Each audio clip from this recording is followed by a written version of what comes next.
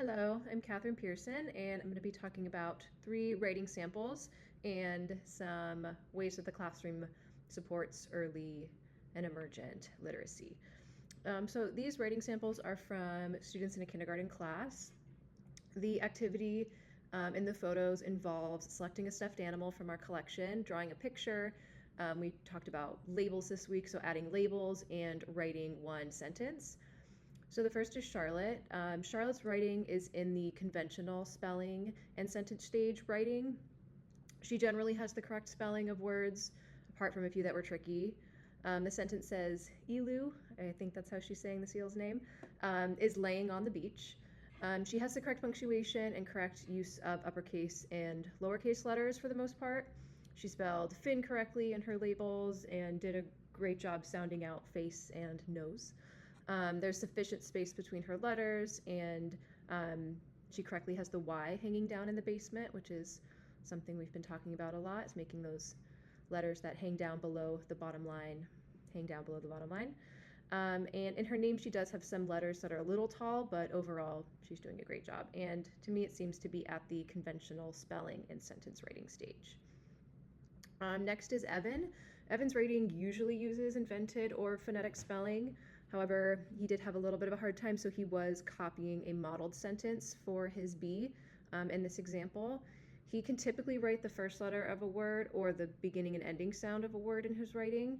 He is still developing in his phrase writing, putting enough space between his words and correctly using capital and lowercase letters. If you look at where his name is, he began writing his name in all capital letters and then did go back and rewrite it with some lowercase letters, but that is something he's still working on. So I would say his writing is at the invented or phonetic stage. Gia is a little bit different. Her writing looks to be in the letter-like forms or mock letters stage of emergent writing.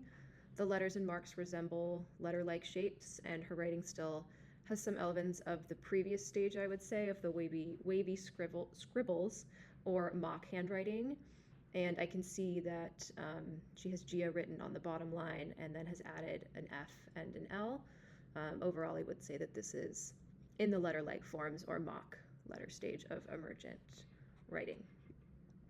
Onto the classroom. The classroom supports emergent writing in several ways. The first is a sign-in name tag.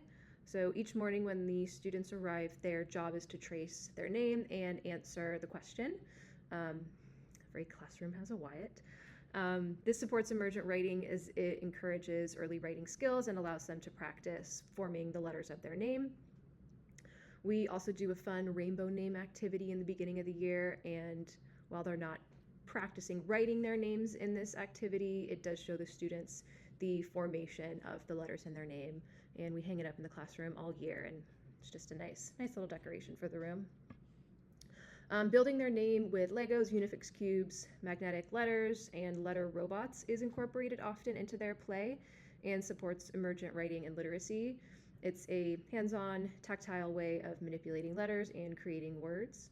The sensory learning encourages their learning through exploration and creativity, and it can really motivate students to engage with the letters and just become more interested in writing and reading eventually.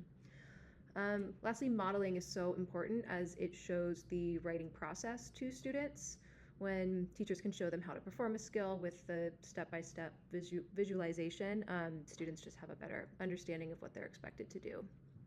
I talked about my mystery bag in the last video recording, and I have a photo of it from the classroom. So as I had said in the previous video, as students make their guesses, we write the word on the board and do a little quick sketch. This allows the students to see how the word is written, and the picture also can help them just make a connection to the word.